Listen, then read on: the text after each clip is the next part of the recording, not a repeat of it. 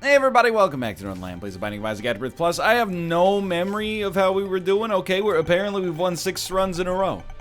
Feels good. Magdalene. Okay. I heard rumblings that there was going to be an update where Maggie... This is probably in the DLC, I imagine.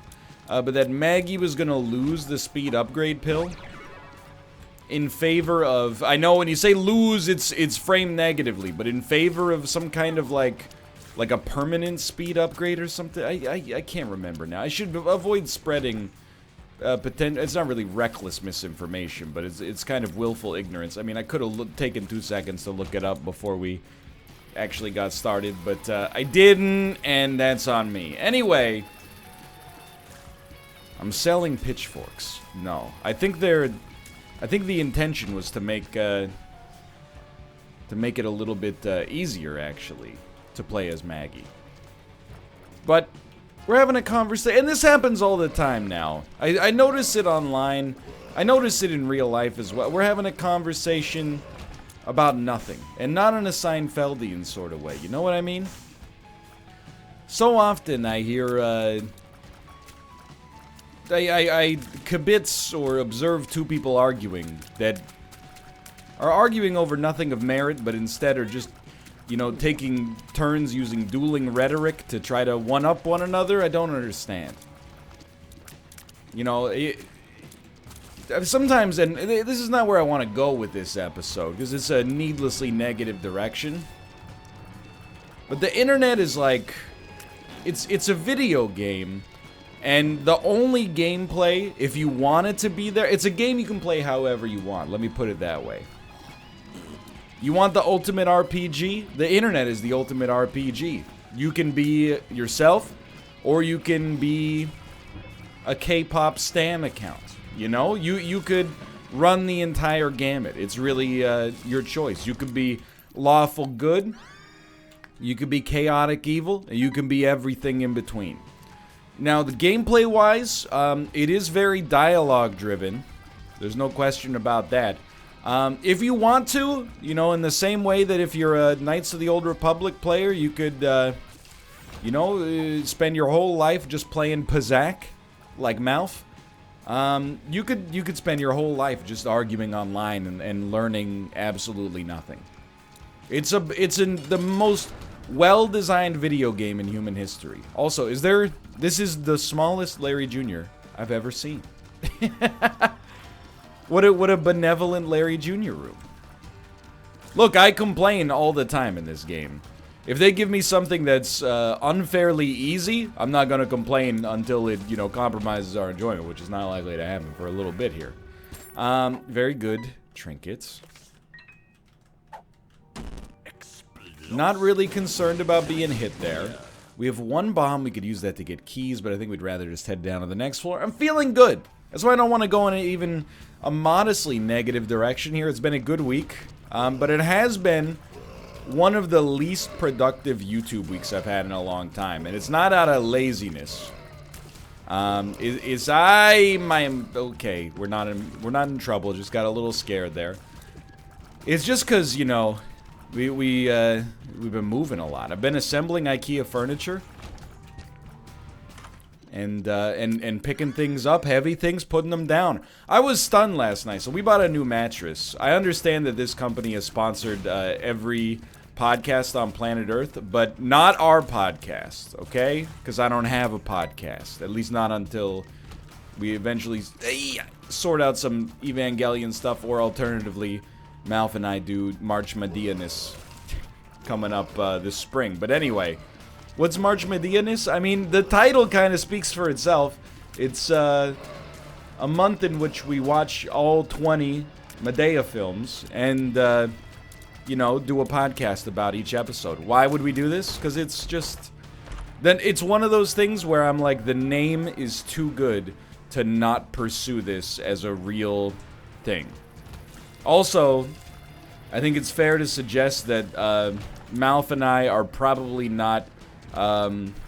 Medea diehards. I've never seen a Medea film. I have no idea what they're about, except I know that Tyler Perry plays an old lady who says, "Oh, Lord."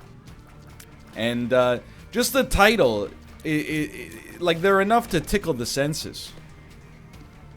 You know, Boo, a Medea Halloween. Boo 2, another Medea Halloween.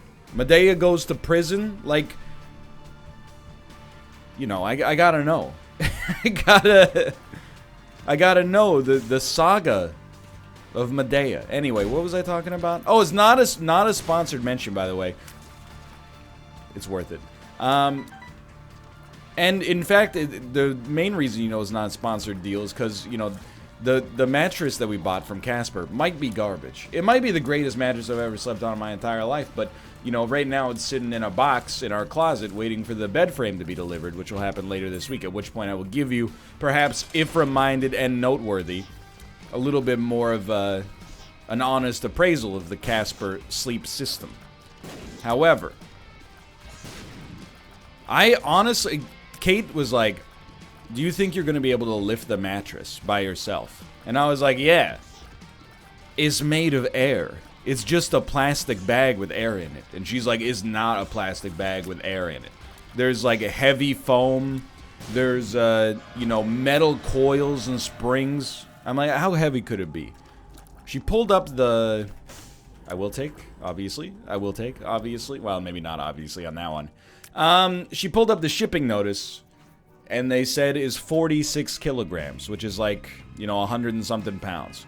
And that's when I was like, first off, it's crazy to me that they don't even know how light their own mattress is. I mean, come on, there's no way it's 46 kilos. Maybe 4.6 kilos, but 46, not possible. Anyway, so it was 46 kilos when it arrived. And, you know, that's not really that heavy in the whole scheme of things, but like, you know, picking up 100 pounds when it's, you know, 2 25-pound plates and a 45-pound iron barbell, it's not really that bad. You know, you got convenient handles. By the way, I know I'm off by 5 pounds. Just have mercy, the mathematicians of the world. Sorry, arithmeticians of the world. It's not that bad. You got, you know, convenient handles, the weight's evenly distributed, and the bar is designed to be picked up by human hands. The mattress, it came in a box. The box had handles. The handles were made of cardboard, and they were set in like 2 feet from my body. It was more of a struggle than I'd like to admit. Plus, I had to carry it like, you know, 100 meters to our car, drive over to the new place, then carry it 100 meters from our car to the new place, and then up some stairs. I was zonked after that, dude. It was it's been a really it's been a busy season over here. So it's not like I've been lazy doing nothing. In fact, I'm doing a lot, but there's been very low yield on YouTube videos this week, which is okay because that's what you build the backlog for, and you know, we're making gains in real life, but still. I will say, dude, I've been putting together this IKEA furniture for a couple days, and it's going swimmingly. Does IKEA have like a volunteer program? Like, I put together this this cabinet. It's called the Alex cabinet. I don't know why it's called Alex. Maybe it's the husband of the furniture designer or something like that. And they, you know, if you can write a song and title it, you know, like Jolene or something. Well, that's not really a good example. Jolene's not necessarily a love song. And by not necessarily, I mean isn't at all. But you know what I mean. Then literally the next thing that popped into my head was Isis by Bob Dylan. And I'm like, you know what, maybe... Can you not think of another love song except Jolene, which is not a love song, and Isis, which is... First off, I mean, a troubling word to begin with in the modern day, but on top of that is more of like an acid trip from 1970s era Bob Dylan. Anyway, the point is, if you can name a song after a woman, why can't you name a bookcase after a man? It's not a bookcase, sorry. Why can't you name a filing cabinet after a man? Anyway, I put it together. It did take me a while. But, you know, what's the rush when you're putting together furniture, you know? You want it, you're going to use it forever. You'd rather take an extra 15 minutes and make sure it's set up properly rather than just, you know, yeet it into the shadow realm as soon as you know, who cares if we're using the right screw? I was thinking, like, you know, if IKEA has, like, a volunteer program where you can volunteer to assemble... Hello, Ruka. Alex filing cabinets for people in need, you know, senior citizens or, you know, etc., etc. I'm all in. Hey, you can assemble my furniture. No, you don't understand. It needs to be like, you need to qualify for this, because I'm not doing... If we have to pay for the installation of some of our furniture, you're gonna pay if you can afford to pay. But if you're not, you know, able-bodied and can't afford it, I will... Well, I'm not, you know, I'd rather do it through a sanctioned program, but I would like if there was a program where I could just assemble IKEA filing cabinets and then feel good about myself afterwards. Here's your Alex. Don't sneeze on me. I can feel the condensation on my palm. Cats, they've got no politeness. They love to sneeze. They don't do the dab when they sneeze. I know it's not real woodworking, by the way. Like, I don't consider myself a carpenter for being able to assemble an IKEA filing cabinet with instructions. But I was proud of myself. You would be amazed, by the way. People were like, why are you proud of yourself for assembling a piece of furniture that comes with instructions? I also had some people go, did you use instructions or did you do it man mode and just put it together? Are you kidding me? There's like 70 screws to put that thing together, all of varying lengths. You think I'm just gonna eyeball it? That's not in my purview. Literally the best case scenario is doing as well as I would have with the instructions without them.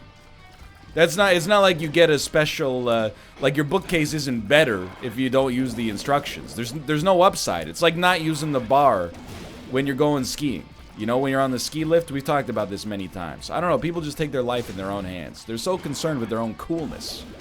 Drives me insane. Anyway, why am I proud of myself for assembling it? I'm going to make a bold decision here, okay? A bold statement, I should say.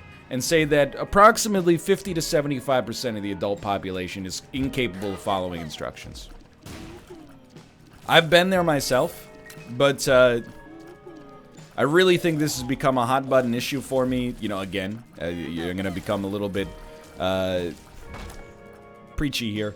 After I started programming, I realized that programming is not like some eldritch runic spell that you cast.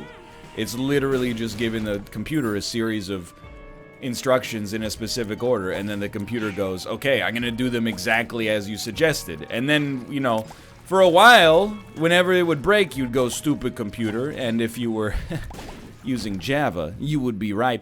Just a little programming joke for you. But, you know, in another language, a better language like C#, it's gonna get me in a lot of trouble there, but I don't care. Then, you know, you did something wrong. You start to realize it's not a stupid computer, it's stupid me. I wrote it badly. Then you go back, you Google, you write it properly, and all of a sudden, you know, Bob's your uncle, you get it working properly. You learn the value of clear and specific instructions followed exactly as requested. And that's what's made me proud to be able to assemble IKEA furniture. Because a lot of people, and this is human beings are very good at this, which is dangerous because it leads to these situations. But a lot of people, they interpret instructions. You know, they make assumptions, and if you're not conscious of it, you don't even realize you're making an assumption. You know, you might have you got two screws. One is like 10 millimeters. Well, let's just call it a centimeter. One is a centimeter longer than the other one, but otherwise they look identical. The human brain, sometimes they'll just be like, they just want me to use whatever ones I can find. All of a sudden, you put your bookshelf together, and it's all askew, and you're like, what the heck went wrong? And you get mad at the instructions, but the instructions did not serve you wrong. You made an assumption that was incorrect when putting it together. When you put together IKEA furniture, you're inverting the relationship between a human being and a computer. The furniture is actually the programmer, and you are the computer. All you gotta do is follow the instructions specifically. Also, I learned how to use a... Well, let me rephrase. No. I did not learn how to use a cordless drill. I already knew how to use a cordless drill. It's the easiest tool to use in the world of carpentry. Even easier than a screwdriver. Maybe not as easy as a hammer, but it's close. You just pull the trigger till it goes click. But there's something, it makes you feel like a riveter or something like that. When you use a cordless drill properly, it goes like, and you're like, oh, that's secure. Anyway, where was I going with this? Great question. I'm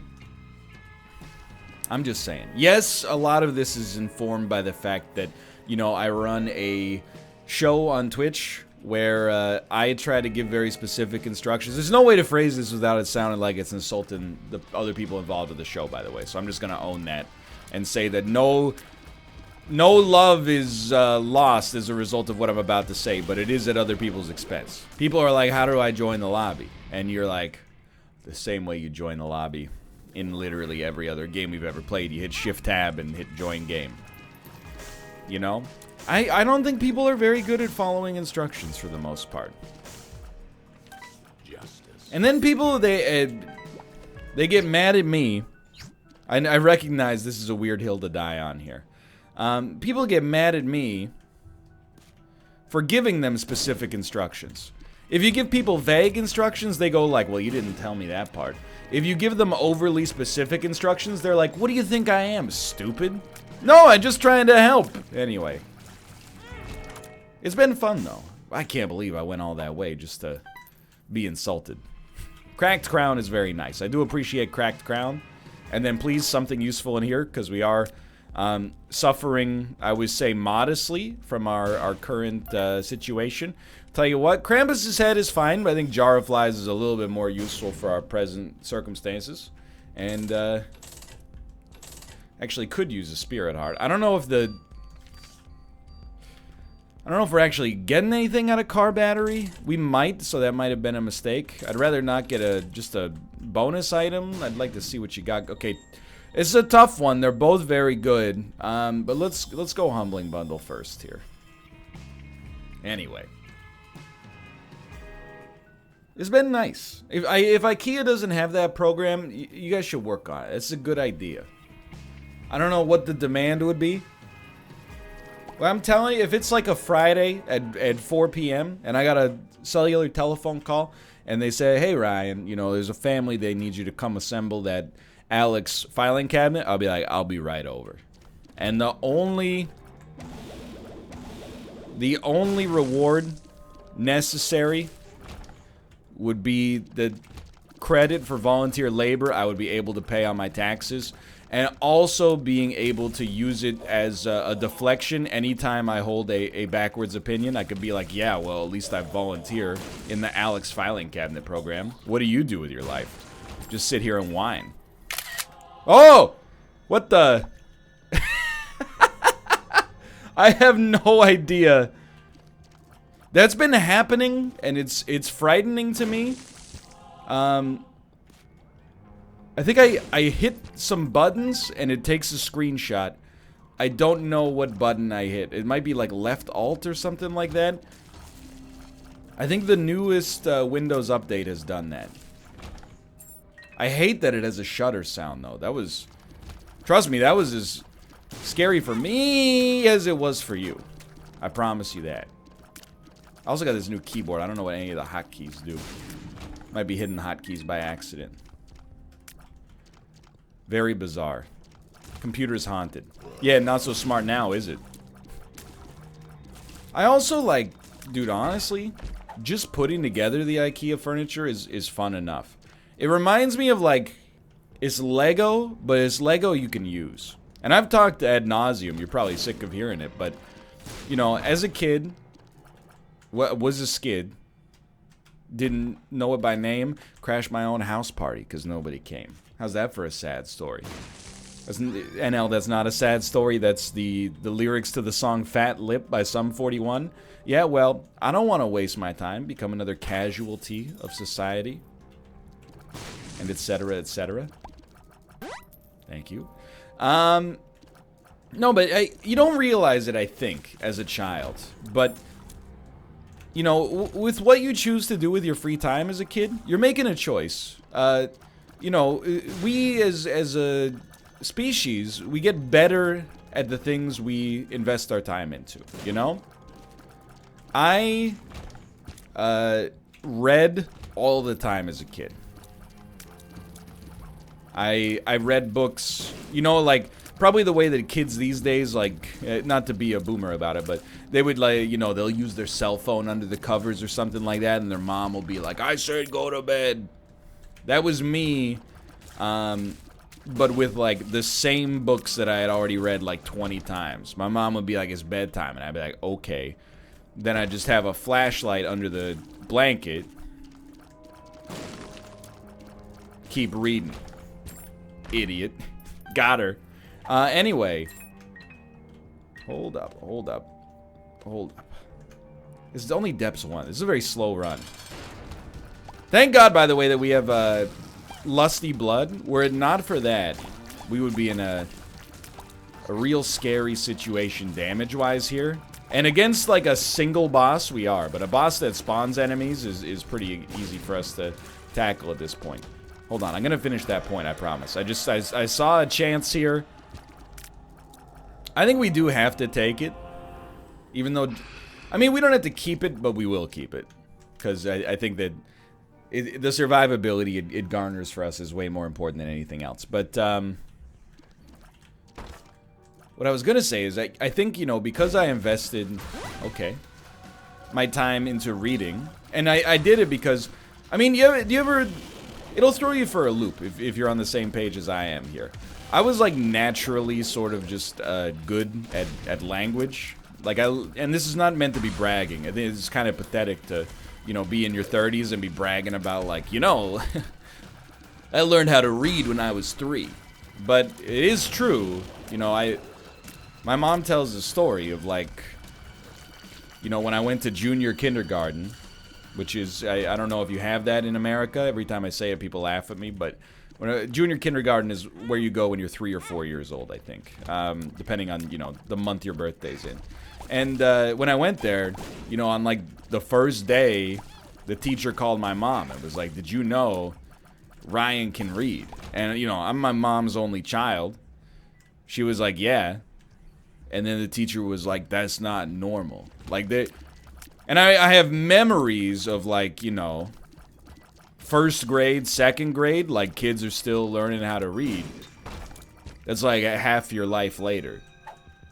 So I think, like, again, I'm not bragging. I'm just, in fact, I'm about to tear myself down quite viscerally here in a moment. But what I was going to say is just because I had, like, a natural acumen for language, reading, you know, I think I do have that for speaking as well. It was fun to read, and as a result, I read more, and as a result, that has helped to carve my personality into what you see today. A man with an impressive vocabulary and no practical real-world skills. And I do sometimes, I've talked about this particularly with Dan. You know, he was a teacher as well. I was not really a teacher, I was more like a mercenary.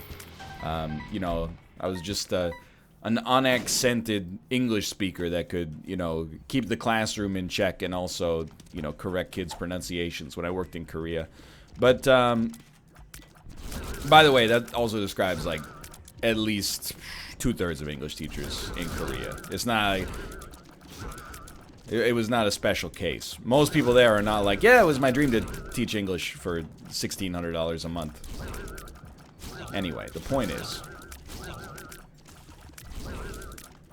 where was I going with this? Oh, I feel like, you know, the education system in Canada, I can't speak for anywhere else, I feel like it kind of did me a disservice. And I have no real complaints about, you know, the education system that I grew up in. I think it served me relatively well, but at the same time, they let me get away with too much. Because of the fact that I was pretty skilled at academic subjects,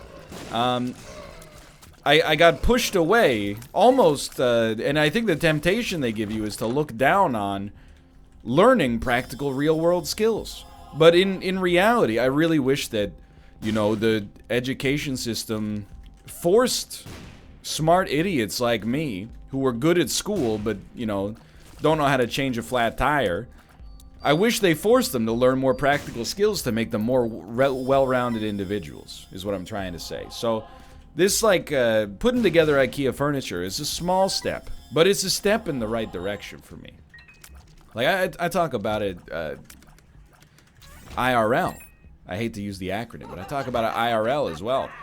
With Kate, I'm like, you know, look, I have a degree in a scientific field, which is way more impressive sounding than it actually is.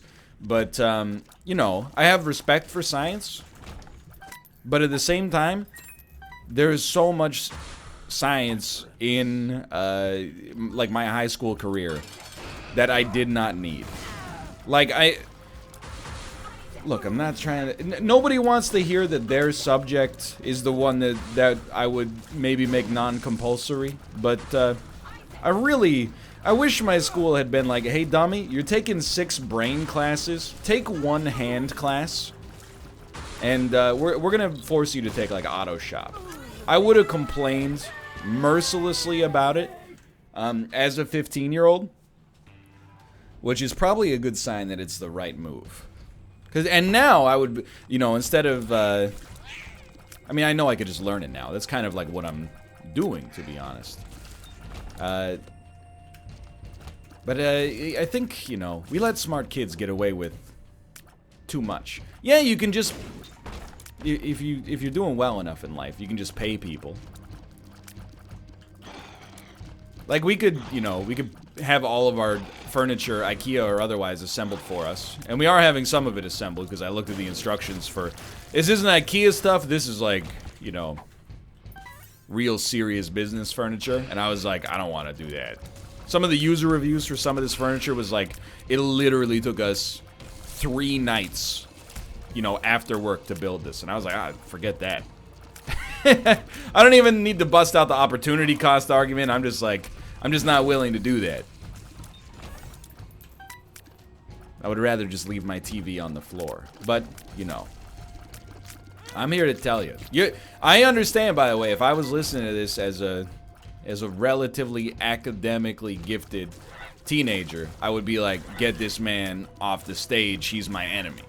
But I'm here to tell you, you know, in adult life, there's some satisfaction. What are you doing there, brother? There's some satisfaction in doing the manual labor yourself. We could hire movers to move more of our stuff. I kind of like moving more of our stuff. You know, I like the fact that it's hard. I enjoy the struggle, because it's the struggle that makes you stronger, you know?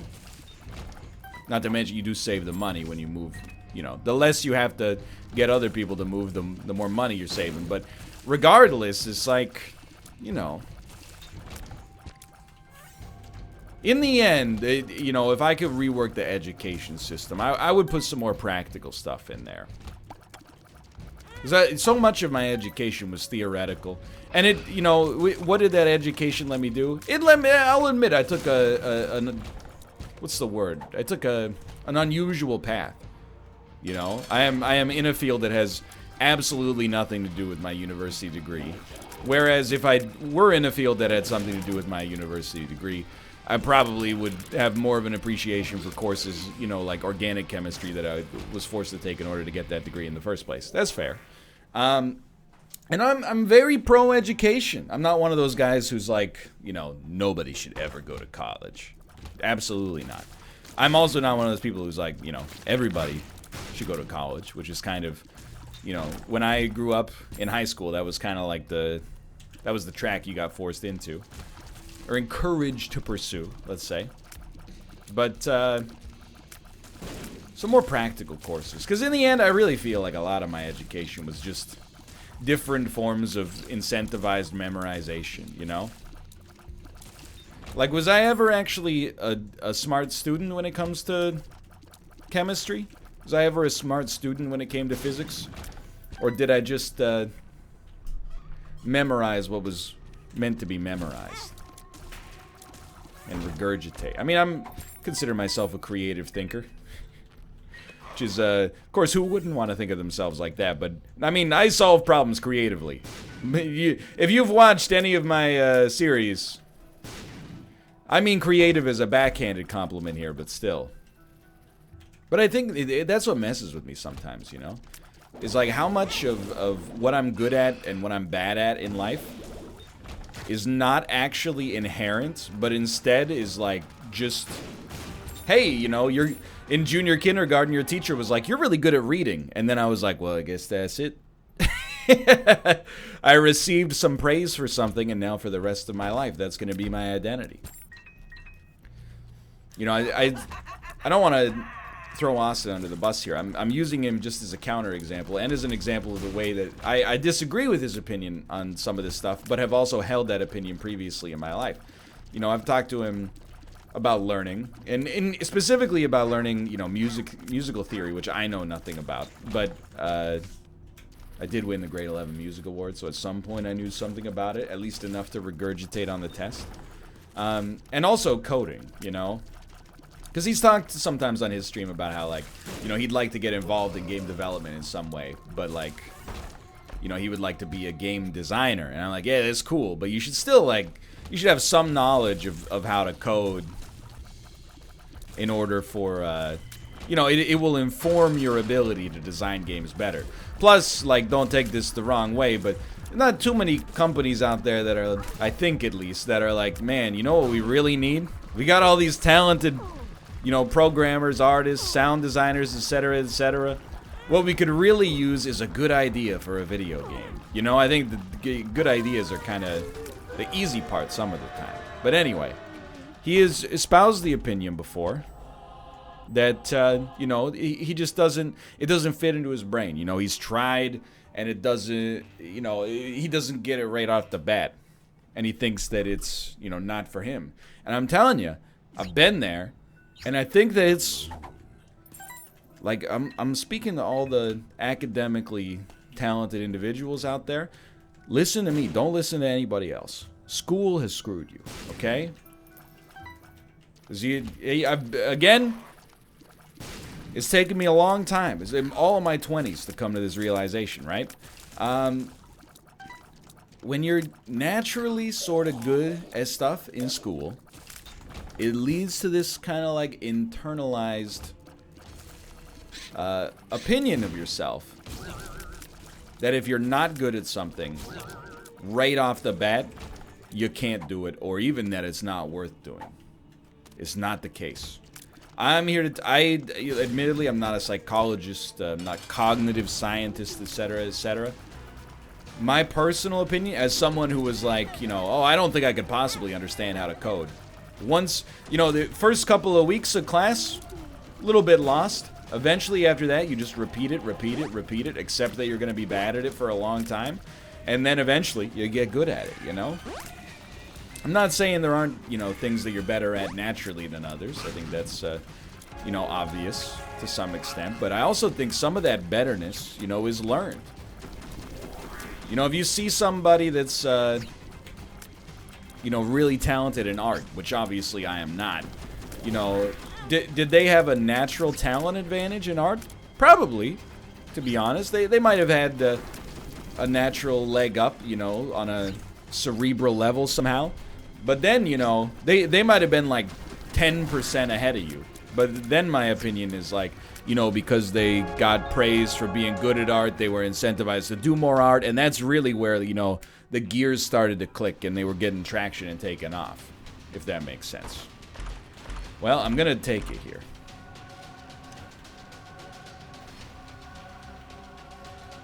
Man, okay, I do appreciate the tears up, but And like, we're so close to actually making magic fingers work. All we need is to have a better damage stat than this. We are gonna win, by the way. It's a little touchy just because of the damage, but the nail has sorted us. So I'm here to tell you, I think it's an excuse to tell yourself, you know, that you can't learn X, you can't learn, oh, like my brain just doesn't work for math. I don't believe it. I mean, I do, you know, I do believe in the existence of learning disabilities and stuff like that, but, you know, if all other things are being held equal, you don't have like a physiological, psychological reason, then I think it's just a limiting attitude. That's my personal opinion about it, at least. Again, I want to be clear, because it's, what did I say at the top of the episode? People here are, on the internet, I said here as if I'm 100 years old. People here on my Facebook page, no, people, you know, they love to argue on the internet. So I'm trying to do my best in an exact IKEA instruction sort of fashion to not be ambiguous in my verbiage. I want to be clear, so if you disagree with me, you're actually disagreeing with what I mean instead of what you think I mean. I think that, you know, you can be naturally better at some stuff than others, but I think that, you know, an overly theoretical education can be damaging in some ways. It's not necessarily bad. Again, I'm not railing against the North American education system. I think it served me relatively well, but I'm like, man, if I had had like one less English class and one less science class and one less math class, and instead took like, admittedly you might be able to do this at your high school. Our high school just had like no people, so we had almost no elective classes. It took like, you know, home ec to learn how to cook a little bit before university. I eventually got there, but still. Auto shop, and I don't know, like really, not even wood shop. Like, I don't need to be able to make my own stuff, but even just like a basic woodworking class, or like a home maintenance, like, hey, here's how you, I don't know, I was gonna say change a light bulb. That's a little extreme. I mean, come on, we're not giving out PhDs. Anyway, thanks for watching. I hope you guys have enjoyed the episode. If you did, click the like button. Helps the radio. Of course, subscribe if you want to see more in the future. For now, thanks for watching, and I will see you next time. See ya!